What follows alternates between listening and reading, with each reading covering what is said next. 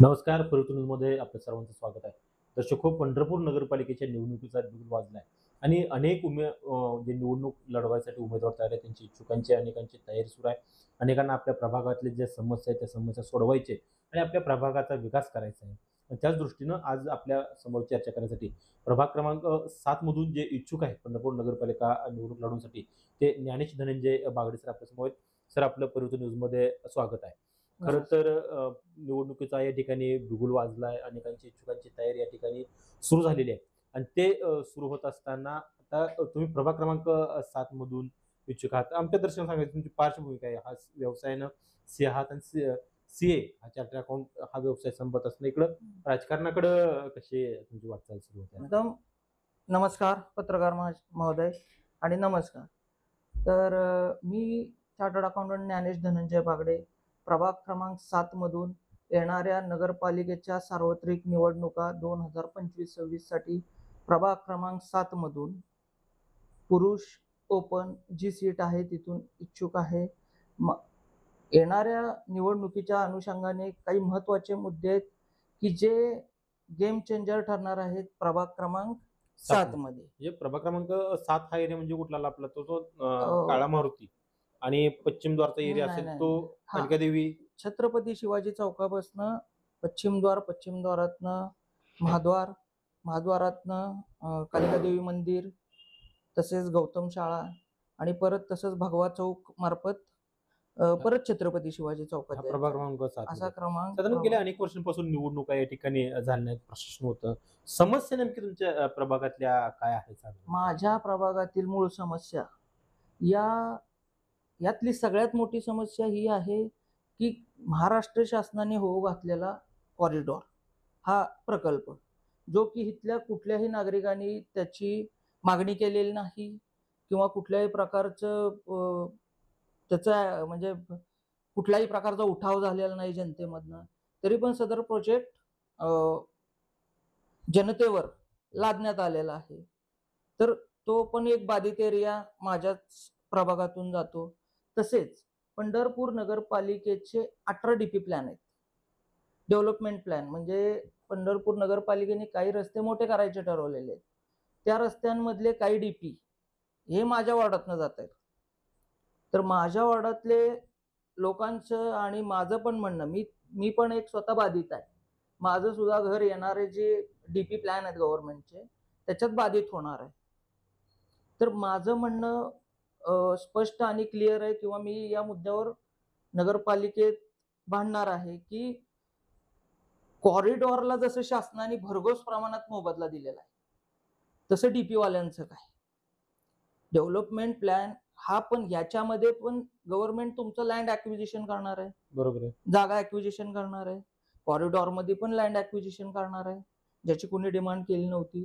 पण डीपी मध्ये ज्या जागा जाणार आहेत त्यांच्या बाजूने कुठल्याही प्रकारचं गव्हर्नमेंट किंवा सरकार किंवा नगरपालिका किंवा कुठलाही व्यक्ती त्याच्या बाबतीत कुठलंच आश्वासन देत नाही किंवा बाबा तुम्हाला हे मिळेल, तुम्हाला ते मिळेल किंवा तुम्हाला 4 पैसे मिळतील वाढवून. हाच डीपी प्लॅन होत असताना तो डीपी प्लॅन हा नागरिकांच्या विकासासाठी साधारण केला जातो. बरोबर. त्या डीपी प्लॅन मध्ये हे होत असताना विकास होणार नाही प्रभागाचा? त्या पद्धतीने प्रभागाचा विकास होणार, पंढरपूरचा विकास होणार, हे मला पण मान्य आहे, तुम्हाला पण मान्य आहे आणि सर्वांनाच मान्य आहे.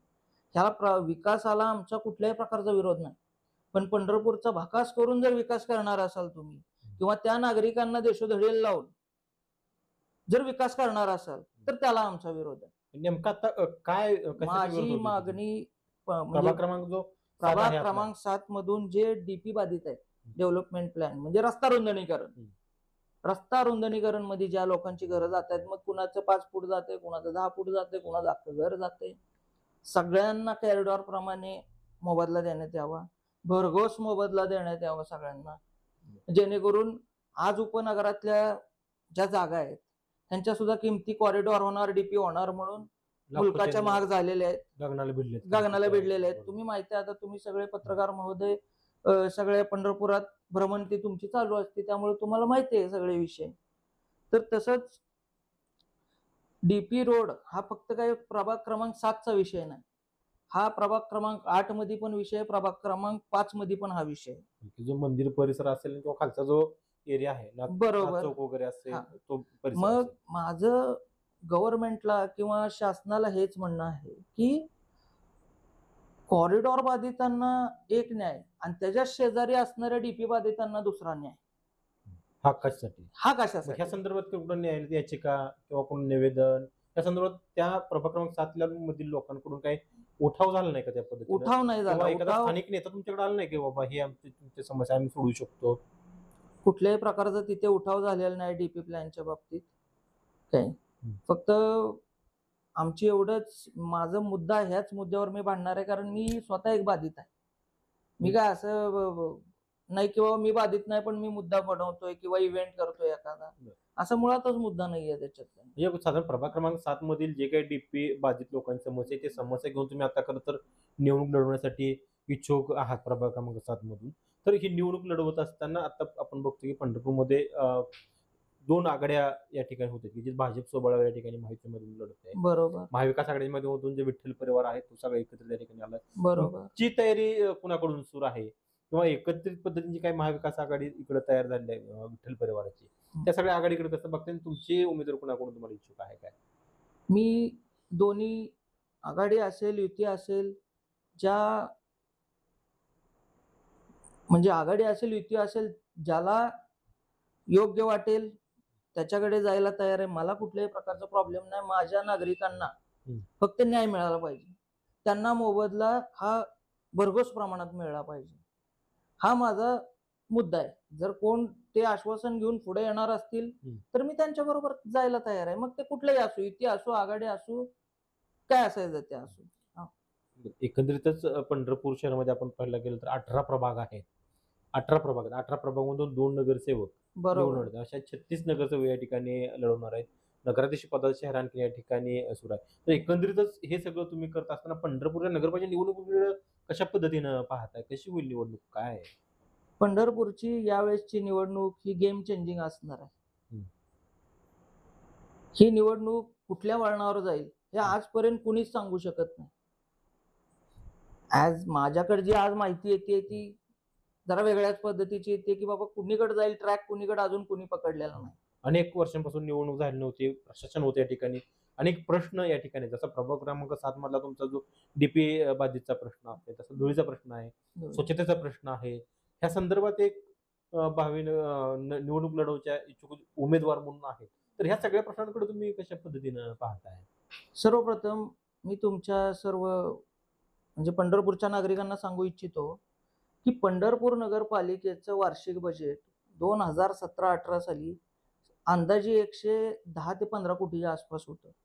तेच बजेट पुढे जाऊन 2024-25 मध्ये 200 कोटीच्या आसपास पोहोचलेलं आहे. परंतु आज पंढरपूर नगरपालिकेच्या माध्यमातून जे मोठे प्रोजेक्ट होत आहेत, प्रधानमंत्री आवास योजना असेल, रखडलेली आहे. पैसा नाही असं नाही. आता तुम्हाला अजून एक मुद्दा सांगतो. जेव्हा आम्ही डीपी वाले न्याय मागायची भूमिका घेतो तेव्हा आम्हाला तिथले काही लोक सांगतात की नगरपालिकेकडे पैसेच नाहीत. तुम्हाला देणे इतका भरघोस मोबदला, त्यांच्याकडे पैसेच नाहीत. मग 200 कोटीची जर नगरपालिकेचं उत्पन्न असेल तर आमच्यावर अन्याय का? तर तुमच्या प्रोजेक्ट विकास कामं पण तुमची तशी नाहीत. प्रधानमंत्री आवास योजना तशीच रखडलेली आहे.